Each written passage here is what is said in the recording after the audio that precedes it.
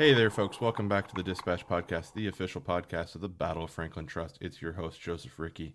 And today we've actually got a pretty different topic coming out of our normal realm of subjects. You know, we've talked about the houses, we've talked about the families, we've talked about the battle, we've talked about pre-war politics. Today we're going to turn our attention to the domestic slave trade. So this is a topic that was brought to us by one of our newest additions to the staff, who will meet here in just a few minutes. Nevertheless, I think it's appropriate that we give some sort of a historical synopsis. So since slavery had arrived on the coast of the United States back in 1619, it had been part of the transatlantic slave trade. So this is almost a worldwide phenomenon of which slaves are taken from Africa and brought to the Americas or brought to Europe. And so as part of that, by 1808, the United States abolishes the slave trade. And so then it becomes an almost entirely organic domestic slave trade. And to talk a little bit more about that, we have brought in our assistant curator. Her name is Bailey Lawrence. She's one of the newest additions to the Battle of Franklin Trust team. Bailey, welcome to the Dispatch. Thank you. And how are we going to tackle this, I think, very large, very robust subject? Break it down. Talk about the relationship between capitalism and slavery, specifically American capitalism and specifically American slavery. I think that is an excellent starting point. So what is, in your opinion, the easiest way to define the American domestic slave trade? Well, it takes a different approach rather than the Atlantic slave trade, as you've already kind of discussed. Rather than importing enslaved people from the continent of Africa to the Americas, it becomes basically a breeding ground for human beings.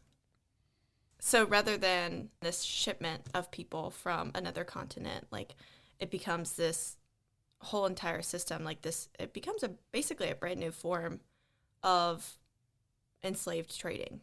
And so the major difference then is that the transatlantic slave trade brought people in, kidnapped them essentially from Africa, and then here it becomes going to a slave auction in a county seat and purchasing a man and a woman, and then having them produce stock in terms of human specifically beings. Purchasing them for women for their fertility, and for men for their physical qualities. So, and by this point in time, we're looking into the 1820s, and already slavery had been there since the very beginning. It had been there during the founding, but it had soaked into just about every single fiber of American society. And when I saw that in your outline, I said, you took my tour and remembered one thing that I said. But that it's true. It had soaked through everything. It was in everything. Churches, schools. It was in literature and music. It was everywhere.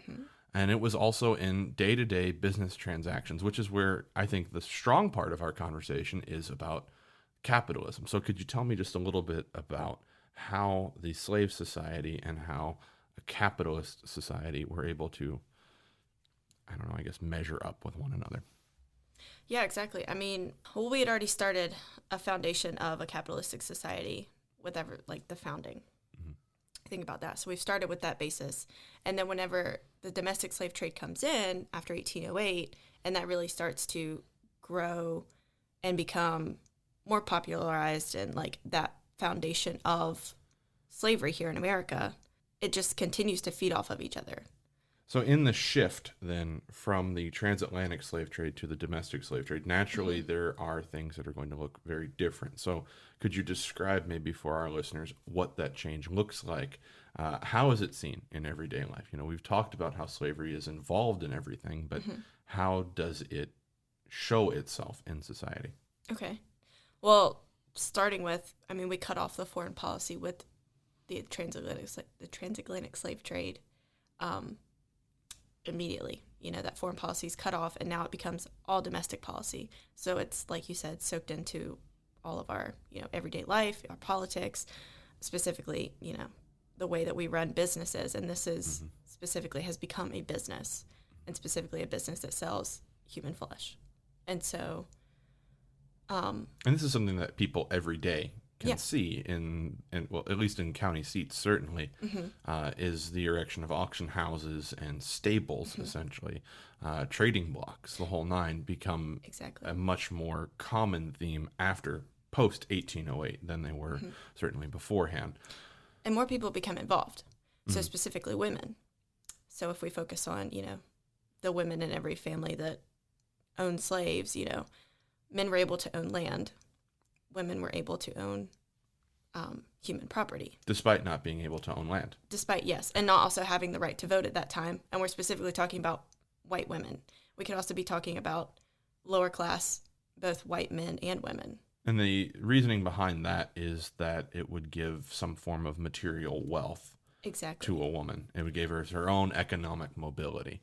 Exactly, yes. And so if you think about it, slavery at this point now transitions to more of a status symbol as well. So when you think about yeoman farmers who also own at least one or two enslaved people, it becomes a status symbol of how wealthy they are. And it continues to feed into this idea of a capitalistic society and how that feeds rather into, again, the domestic slave trade.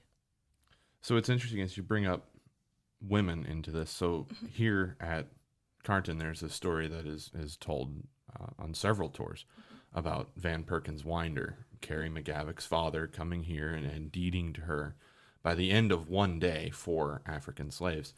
And on the memo line, he says something to the effect of, I give this gift to my daughter, my love and affection. But what he's really doing is he's giving Carrie independent wealth from John McGavick, from her husband, is that when she becomes the owner of these 4 people, if the average rate in 1860 for an African male is $1,000, she's got quite a wealthy, I guess, estimate there between these 4 individuals. And it sounds so bizarre and so morbid to say it that way, but that is part of this every single day decision making that Van Winder could have made, because it is, as we were just discussing, the capitalist society that he exists in. And it's the world that Carrie was brought up in. And very much the world that John will inherit from his father. So this is a generation that comes in right there after the founding. You've got the founding generation, then you've got that immediate period right behind them. But then by 1820, there's this next generation that's starting. And they're inheriting a lot of the policy and a lot of the societal norms from the founding generation and from the immediate generation thereafter. It's always interesting to try and line up the family in that way, because you can see how the nation is pushing itself further and further away from the ideas of the founding and closer to the ideas that will eventually rip the country apart by 1860 regarding the expansion of slavery. But as far as we can run down that rabbit hole all day long, but what I think is really interesting to bring about is how you would imagine, and I think that this was the intent behind abolishing the transatlantic slave trade, was thinking that slavery would sort of die out. It would naturally go away, but then it seems to just explode across the country. So how about we talk a little bit about that? Exactly. That explosion just continues and feeds itself off of this plantation agriculture model, especially when we get the cotton gin. Another thing that people will always argue, the cotton gin would have made slavery obsolete in the course of years, but we go from a slave being able to produce 50 pounds of cotton a day to 500 pounds of cotton a day. Exactly. You can't tell me that you're not going to see that and go dollar signs. Yeah. 500, oh yeah, absolutely. Buy more slaves, plant more cotton. And so it continues to grow. Yeah, it becomes continually more valuable to have enslaved labor for plantation agriculture. Again, feeding into that capitalistic society that's building during this time. And so the wealth is continuing to build.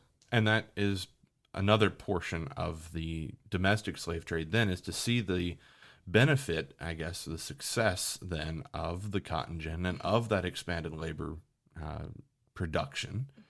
And then that takes us to an auction block. So we see a lot of economic growth out of that switch then. So what, in terms of everyday features about slavery and about the slave trade, are visible, and how do they change throughout that period?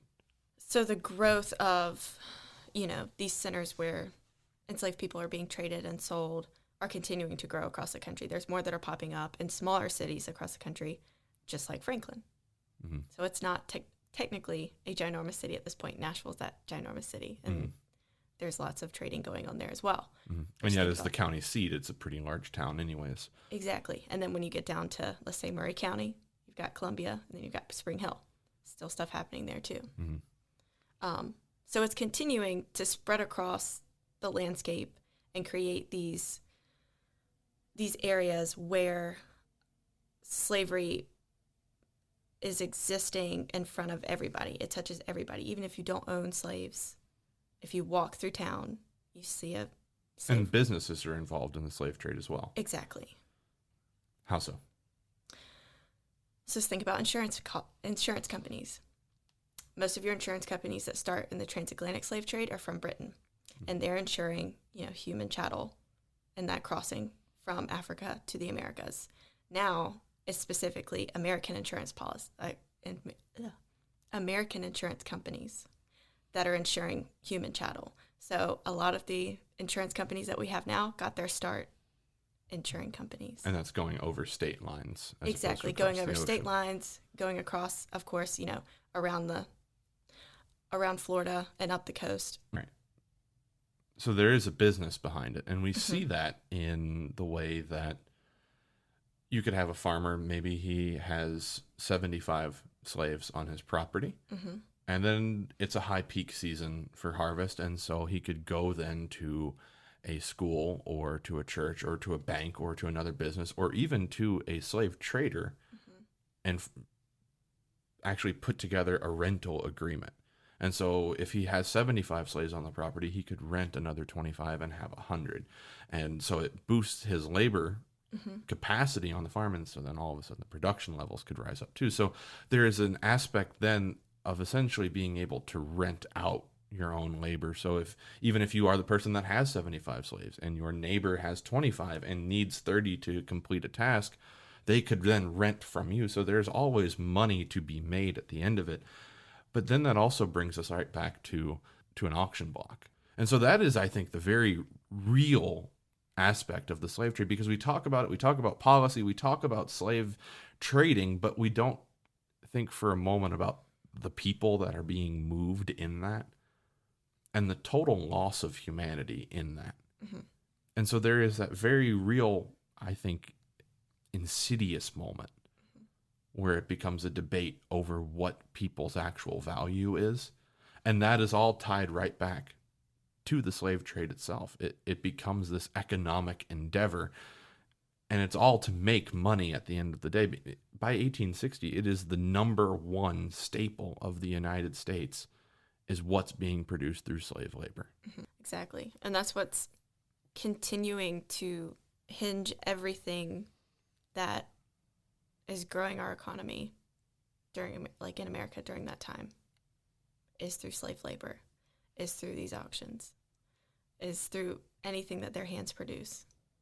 And I think some people, like you were talking about with what's going on behind the mind of the man that's standing on the auction block that day, you have to think about families that are being separated during that time too, and the mental toll that it takes on women, children, and men.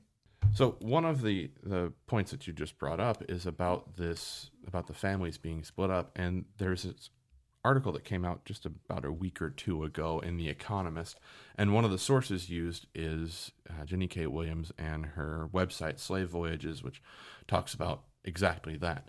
But the focus of the article was not about the transatlantic slave trade or about the land-based slave trade. It was about the maritime slave trade, the maritime domestic slave trade, meaning that cities like Charleston were taking men and women from their port cities, coming down the Atlantic seaboard and up into the Gulf of Mexico and going to New Orleans. And I believe that she did a sample of 20,000 people and found that 88% of them belonged to a family that was split up, or that in that voyage their family was split up between Charleston, Columbia, and New Orleans. And then from New Orleans, the 88% kicks in. That's people that are just being traded out from the moment that they arrive in the city. So that is certainly a part of that story as well, is how these families are broken apart and how the domestic slave trade just destroys these family units. And that's exactly how they dehumanize this. I think that's what makes it so successful, as icky as that sounds, Mm-hmm. is because they're able to dehumanize it, continue to focus only on the profit, and see what it gets them. And then by the 1850s and 1860s, we see it everywhere. We see the continued expansion of slavery and even further west into the threat into the Western territories, which of course we'll see in 1860, the secession of Southern states following Abraham Lincoln and the Republican Party's election, their platform saying they won't allow the expansion of slavery any further west, and that will lead us into 4 years of war. 4 years costing the lives of 750,000 men, the assassination of a president. At the end of all of it, 4 million people are freed. But we talk about all of those numbers on tour, but the one that we sometimes forget or maybe falls unmentioned to a lot of people is that in the transatlantic slave trade, there's anywhere between 8 to 10 million people that die. Mm-hmm. And then we fight this incredibly awful, heinous war for 4 years. And 750,000 men's lives are laid down so that the institution would be ended and that the nation could attempt then to live up to the founding. And I think that that's a pretty good place to end our discussion. But as usual, we can't do that on the Dispatch without talking about a couple of books that you can shop online and pick up here at our bookstore. So if you go on our website, you'll find several books. Bailey, do you want to tell us about any of the books that we've got here? Yeah, absolutely. There's 2 great ones about women specifically during the domestic slave trade. The first one is by Stephanie Jones Rogers. It's called They Were Her Property, specifically detailing white women and their involvement within the domestic slave trade, and also being able to find their own autonomy with the domestic slave trade. And then All That She Carried by Tia Miles tells the other side of that story. It talks about a enslaved woman and her daughter that are being sold off. It's specifically tied back to this family heirloom. This artifact was a pillowcase or a feed sack. They don't quite know, but she creates this narrative about this family that's being split up, specifically a mother and a daughter. Mm-hmm. And it's very touching and moving to see how it humanizes the domestic slave trade. And then the other 2, of course, are Capitalism and Slavery, and then The Half Never Told, which is by Roberta Baptiste, which is, I think, one of the most intense studies of the economy behind slavery. Mm-hmm. It's not a book that you can just sit there and read, we'll say, for fun, mm-hmm. because it's very dry. It's an economic history, and economic historians tend to be a bit bland, I think. And that's how Capitalism and Slavery is as well. It's by Eric Williams, and he specifically breaks down and talks about how the transatlantic slave trade creates this foundation for the relationship between capitalism and slavery. Mm. Pretty much initially, he points it all to slavery creating capitalism within America. Mm-hmm. And all of these are great recommendations. They have our seal of approval here from the Dispatch podcast, which don't know if that means much to anybody else out there, but we like to think that it does. So just in the last few moments here, we want to thank you for listening today. And thank you for listening to the Dispatch, continuing to support the Battle of Franklin Trust. By downloading, you're helping to continue our mission to educate, preserve, and understand people forever impacted by the American Civil War. So Bailey, I want to thank you for coming on today. I want to thank you for taking time out of your busy morning to come and hang out here in the Dispatch headquarters. And we will see you all on the battlefields.